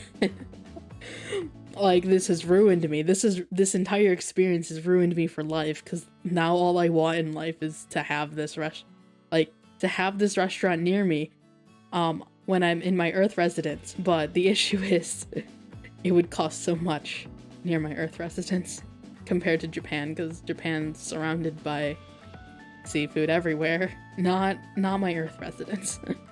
Which was really sad. A sad realization, but this is truly one of the best lunches I had in Japan. I love sushi and I like seafood, and this just had both of them together in one happy experience. And it was really nice just not even needing to have a waiter, because you have your pitcher of water right nearby. You have the spout for hot water if you wanted tea. I'm not much of a tea drinker, so I didn't get any, but I had plenty of water. That's all I needed. Water, sushi, some sauces. Perfection. It was so good. And I believe after we got lunch, we went to Osaka. So yes, this was Osaka. And this was Dotonbori Street, and it was packed. If you don't know this street, it is known for its street food. What do you know? Sauces with sushi, just basically soy sauce, sweet soy sauce, and vinegar. Yeah, for sauces. Salmon is not expensive. Why does it seem to be everywhere even though it costs so much where I am? That is the pain. Sometimes it just does. But yes, Dotonbori Street, Dotonbori was a really fun street. Tons of delicious smells everywhere. I was still pretty full from dinner, but I did want to get food from here. Particularly takoyaki. Oh yeah, I took some pictures of the big crab things because I just thought they were funny. I thought they were cute. But like some of this was really cool. There were some bridges and you could just see the water going through. Oh yes, I posted this one publicly, but there was this random hotel on the street, and I don't know what to say about this choice of decor. It's really weird. I don't know what like the idea behind this was. But like it's kind of it was so funny. And Arsene did step into the hotel for 1 second, came out and then said, yeah, they have butts. And I almost just spit out non-existent water from my mouth. And I'm like, Arsene, why did you walk into the hotel just to confirm that? And he just kind of shrugged his shoulders and went on with life. And I'm like, God, what is happening? I got to see all kinds of new signs of my teacher, father, whatever the hell Arsene is at this point. Like, I was not expecting that, and I just found it funny, but also just funny to confirm that yes, indeed, we decided to make statues with feet in like part of a lake, and yes, indeed, we added asses to them. Because why the hell not? So yeah, that was probably the weirdest thing I saw on this street. And it was hotel decor. But for dinner that night, I ended up getting a takoyaki, and as well as a garlic and pork yakisoba. And me and Arsene basically split the two. And both were very, very good. I was surprised there weren't as many people in front of that shop compared to the other ones, because it was phenomenal. But I mean, hey, I'll take it because we didn't have to wait in a big line for it and got delicious food. The takoyaki definitely from that place was better than it in Sendai. Or was, yeah, from Sendai. The takoyaki in Osaka was fabulous. Sendai did its best, but it wasn't quite great. It felt, compared to Osaka, the Sendai takoyaki definitely felt undercooked. Which is a shame, but it still was a good experience though. Because that was the first takoyaki of the trip, and I'm like, yes. Even if it's not the best, it's still a good memory.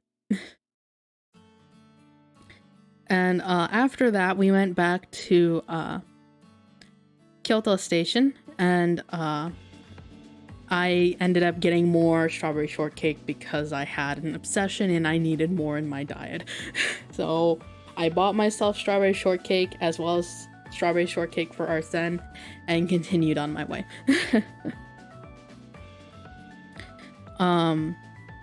So the 11th day in Japan was the basically the final destination, kind of, because we did have one day back in Tokyo, but that was essentially just the final bits before leaving. The 11th day took us, me and Arsene, to Hakone for an onsen trip. This was like the relaxing finish after doing a ton of touring and traveling, which I'm glad we ended up doing that. Originally, we were going to have Hakone happen earlier on, but ending with Hakone kind of made it, like, honestly made the travel back way more bearable because we were all relaxed and chill. But we had to take a lot of trains to get to the hotel that we were staying at.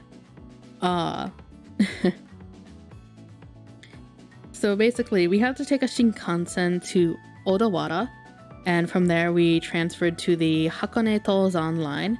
And this was kind of a picture from that line, and we basically went up the mountains and passed through a bunch of stuff. And from there we went onto a cable car. I didn't in Goro, and I didn't really take a picture of that because the thing that was really cool was the ropeway, which was really cool, which basically had you in the air, and we passed a bunch of these like sulfur deposits and stuff, and then it was like smoking a ton, and you could kind of smell the sulfur, which wasn't exactly the most pleasant of scents, but it looked cool. And then this was, of course, there were some views from the ropeways of Hakone, of Mount Fuji, but I didn't put them in here because they were in like the ropeway, so the glass kind of reflected, and also the glass was dirty, so it didn't look great. But this was the inside of the hotel that we were in. A really, really nice room, super, super luxurious. It felt very nice. And then this was the view from outside the hotel, from the hotel window that we had. And then of course this was Mount Fuji from outside. And I just gotta say, Mount Fuji, like, these pictures don't do it justice. Like, seeing Mount Fuji in person, like outside, is like, it is an entire different experience. Like, it doesn't look real. Like, no matter, like, from the distance that I took this photo at, I looked out and it looked a lot bigger in person, but it also didn't look like a real thing. It looked like a mirage. It still does look like a mirage to me because of the way the blue hues kind of overlay it. So it kind of, it was so cool. It has its own Mount Fuji just has a majesty of its own that I can't even describe. It's just one of those things I feel like you have to go to Japan to see, because it's so symmetrical too. Like, I can't get over it. But to talk about a little bit also about the onsen, let's see. Oh, right. So, onsen was a very interesting experience because I had never been in one. I knew what to do though, which was good. Our son needed to learn what to do, but he made it through. But it was a very different experience for me because, you know, it's a public area and I'm like, I have to strip in a public area, okay. But I just didn't think too much about it, did so, showered, got into the onsen, which was really, really nice. Super relaxing. Honestly, I would go back again and do that all over again. But the fun thing with the onsen at this hotel is that there was an open air bath, of course, and the view from the women's bath had a perfect, gorgeous view of Mount Fuji. And it was so cool. Just relaxing in this pleasant hot water. Like my skin getting all nice and soft and pampered by the minerals and whatnot, and then having this view of this majestic mountain. I was just like, man, none of this feels real. This entire trip has just been a whole like thing of, wow, I'm just in Japan and nothing feels real. It feels like I'm dreaming. But the dream is actually happening in real time, and I can feel this water on my skin. But onsen trip, would recommend as well if you ever go to Japan. Super relaxing, super like rejuvenating. And of course, I mean, if you're on a budget, definitely go to somewhere that's in a better price range, because I do think this place was a bit pricey because of the view and whatnot. But it was a top rated onsen. I believe it was like number 6 or something. But really, really nice. 12th day we had a little bit of light touring. We took the ropeway to Dolgenai, and we rode one of the boats. Here's another picture of Mount Fuji, a little zoomed in. But we took a boat. So this was the water area near Togenai. Super beautiful. We got there early, so me and our son just kind of stood near the railway, like the railing, and just drank in the view for a while. And the boat that we took wasn't just any kind of boat. It was a pirate ship. So apparently in this like on Lake Ashi, to get to these other places surrounding, because it basically acted like it was a transport boat because it stopped at different cities and stuff. But you do it via pirate ship. And it's just really cool. It was so fun. That was the ship that we took right here. This kind of red, yellow, and white one. They were beautiful ships. It was really fun to see them up close. Oh wait, that's a different thing. I did take a picture on the boat, but I didn't really take any more than just like the singular one, because I get nervous on boats of taking photos because I'm always afraid I'm going to drop the phone or camera that I'm using into the water and never be able to get it back. So I've just made it my little personal rule of I'm not taking photos. I refuse. But after the boat ride, went back to the onsen to relax. Enjoyed all the food at the resort, which, by the way, the buffet there was huge and kind of overwhelming, but all the food was delicious. So good. I had a lot of salted salmon for the breakfast, and I was in heaven. That was quite literally one of the most heavenly experiences of a buffet that I've ever had. But that was the 11th and 12th day. There wasn't too much, just a really relaxing thing. And the 13th day was kind of like the real final day. Because the 14th day, of course, was also the day we were traveling. We did have a lot of time beforehand because the flight wasn't until 6:30. Boarding was 5:55. But on the 13th day, we went back to Tokyo. And we're staying at this like very expensive hotel just for the night and stuff, because it was kind of nearby everything we needed it to be. And I met an informant there that I had gotten acquainted with, and this informant had also recommended the going to this sumo tournament. So we went, me and Arsene. We weren't sure what to expect, and it was super fun. The stadium was huge. I got some food there as well, and I just got to watch a bunch of sumo matches, and I understood none of the rules really, but hey, I think it was really fun. And it progressively got more crowded as the matches started ending up with like more skilled players and stuff. Competitors. And because there's intermediate, and there was a senior, and those are based off of skill level. And it was really fun, especially like seeing the difference between the intermediate and the senior matches. We only saw like 3 of the senior matches because we were meeting the informant later for dinner. And what was really interesting to see is that in that like green area where those seats are, guests could sit there, but since it's so close to the ring, if someone gets thrown out, they end up running into the crowd. So it's a little bit of a danger hazard, but you know, we take those. And honestly, I think the people down there were just having a blast once it got real crowded. I myself was glad to be far away. Also, the station near that had this sumo statue, and I thought it was just funny. It was funny and cute, and I took a picture of it because I needed to.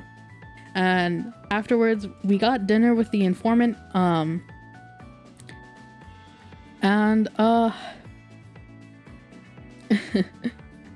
I will say, like, the dinner was really nice. This informant, they mentioned that's like, yeah, I figured you might be tired of Japanese food, which, to be honest, I can never be tired of Japanese food, but it was nice to eat some burgers for once.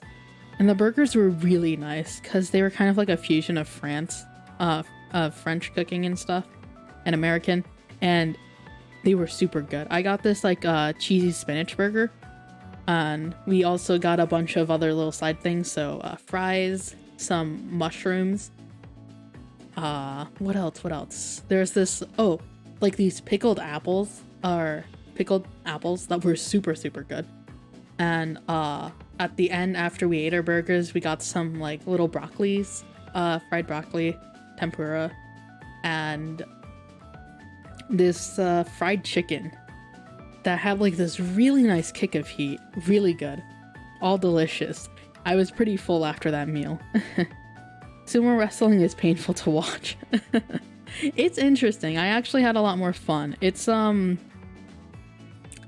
it does look painful though. There were definitely a lot of competitors that had like athletic tape all over their arms or knees and stuff, and it's like, I can imagine that. Like how painful that'd be on the body. Like these people are muscular, but there's also a ton of weight. You have to have weight for it because you need to, you know, have a lot of force for it all. And it's just like, I feel like my knees would just die. Like my back and my knees, oh god, I can't imagine actually doing sumo myself. That would be painful. But oh yeah, on the way back, when we were taking the Ginza line, I saw a promotional of Suisei. Sui-san wa Sui-chan wa kyou mo kawaii. This was really fun to see in the station for Hoshimachi Suisei's second solo live Shouting Crisis on the 28th. And they had like the promotional art for it, but they also had this 3D little video of her singing and like not really dancing, but doing a song, and you could kind of hear it. The station was loud, but you could hear her singing, and it was so beautiful. I'm just like, oh, it's Suise. I really admire Suise's singing. I hope one day I could become as good of a singer as her. There's so many singers I admire and hope to like reach their level. Like I could make an entire list going on and on about it. But yeah, that was just a fun little like thing right at the end of that day that I saw. And then that brings us to the 14th day. Wow, that only took me 2 hours to get through this, but I think I was also talking really fast. There wasn't too much that happened. We walked around a bit before the flight. We had to check out at like 11 o'clock at the hotel. The breakfast buffet was overwhelming as well, but very delicious. We checked around some shops for some extra souvenirs. I wasn't that interested, so I just left Arsene to shop him for himself, and I just kind of was reading. I was just reading stuff on my phone. And after that, we went to the airport, and I took one last picture before the flight. Actually, we also saw the, this tower here, which was really, and this was one of the other things that we wanted to see, and it took all the way to the end of the trip to finally see this tower. But we did get a picture, and very happy I was able to get it. And then this is the last picture I took from the plane as the plane took off of Japan, all lit up at night because it was a late flight. But I was definitely sad to leave since Japan was so fun, and I got to meet friends there as well, and I wished I could have had more time to hang out with all of them. I wanted to spend more time with Bobby and Fuyu. It would have been so much more it would have been, well, not so much more fun. It would have been a lot more fun, but it makes me excited for the next time I go traveling and have the possibility to see more of my friends. For sure. But as much as I was sad to leave Japan, I was definitely excited to come back because there's a lot of stuff here I need to get done. And there's a lot of stuff right now that is in progress, honestly. I'm really excited for what the future is bringing because a lot of things are getting closer in grasp. Let me switch over to the free talk screen because finish the picture slideshow. Sorry if I talked super fast. I think I was just super excited about this trip, so I had a lot to say. But that was my entire Japan trip. It was a super fun vacation. I absolutely want to go back again to Japan, for sure. Hang out with more friends, do more shopping in Akiba, see more in terms of like the anime shops and whatnot. Got a lot of memories. What's the tally of all the stuff you brought back? Oh yeah, let's do a little count, shall we? I have all the stuff that I have right in this bag here. Some of it's souvenirs because at the airport, I did buy a bunch of snacks for my friends that we can all have. But let's see. I have this wall scroll. That's 1. 3 visions. So 4. The statue, the little thing of Kaya. 5. The Ganyu keychain. 6. The 2 acrylics. 7, 8. The 2 charms. 10. What else?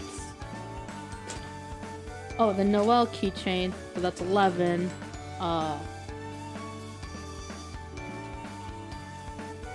that it, actually? Actually, that might be it. Which would actually just leave all the snacks, so I have, what? 1, 2, 3, 4, 5, 6 boxes. So that means I have 17 items in total. Because technically, even though the snacks are for my friends, they're also for me as well. So yes, I did get a pretty nice haul of items. And hello Tristan, thank you so much for stopping by. Welcome, welcome. Hope you're doing well.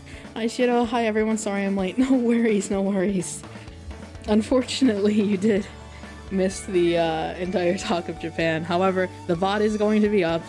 This isn't some kind of thing I need to unarchive, so don't worry. If you would like to listen to me ramble for about 2 hours, you got the source here. But thank you so much for stopping by. Yeah, I think to close off with everything in Japan, it was a very magical experience. I've wanted to go to Japan for a while. Ever since I got into Japanese culture and all the things like anime and manga and all whatnot, I've always wanted to visit. And I was supposed to have this trip about a year and a half ago. Maybe almost 2 years ago. And it didn't happen because of the pandemic, which was unfortunate. And I wasn't sure when I would be able to take this trip. So when I heard the announcement that Japan was opening up again for tourists, I got so excited. I immediately ran over to Arsene and was like, yo, we're planning a trip right now. And he was very confused because, I hadn't talked about Earth that much. And he was just confused at what the hell is Japan? Because, cross worlds. Yay, dimension hopper. But as soon as I explained it, he was very willing to head over. I think he was actually a little more curious to start with. Yeah, to be honest, I think the main reason he decided to come along is to actually steal stuff. But he didn't steal things, actually. He did buy things. Which is not very Phantom Thief-like, but you know what? I think that just shows that he enjoyed the trip. Which I find perfect. And hopefully, now that he knows that Earth exists and there is more than just Makia that exists, I can bring him over here to Earth every once in a while for some well-deserved trips. But yeah, I would absolutely love to go to Japan again. So many people here that I know, so many friends, and so much more that I want to explore. Hokkaido was actually one of the places I wanted to go, but it didn't quite work when we were making the plans to go, unfortunately. But I can save it for another time. There's so many more places in Japan I have not seen, and I could spend an entire year there trying to explore as much as I could, and I still wouldn't be seeing everything I wanted. But yeah, Hokkaido is far as hell from Tokyo. Yeah, it is. And it would have been like a actual plane ride, which is why we decided against it. We were like, if we're gonna do this, we need to make sure that everything's reachable by train. So that was the unfortunate thing, but I got to see a lot of Japan, which is better than none. And it's super fun. I made a lot of great memories, and it makes me excited for the next time I might be able to go to Japan, whenever that may be in the future. But I actually think I'm gonna try to end it right here because I talked so much that my throat hurts. And I was doing a bunch of other recording work earlier, and I have a stream tomorrow, so I don't want my throat to die. So anyways, thank you guys so much for stopping by. I hope you had as much fun as I did, and I will see you in the next one, which is tomorrow for a Berseria stream. So I hope you look forward to that. I am very much looking forward to playing more of that game because I have an obsession. But actually, once the 14th passes, I'll be back to... I don't know if I'll stream, / I don't know when the next stream will be. Until like May. So you'll see what happens. I'm still gonna try to release music and stuff. I have some stuff that I'm recording and whatnot, but we will see how it goes. But probably until summer, this might be one of the last streams I do. Or tomorrow will be one of the last streams I do, so. If it is so, I'll see you again then. But anyways, until next time, I'll see you later. Tsume Shiro. See ya.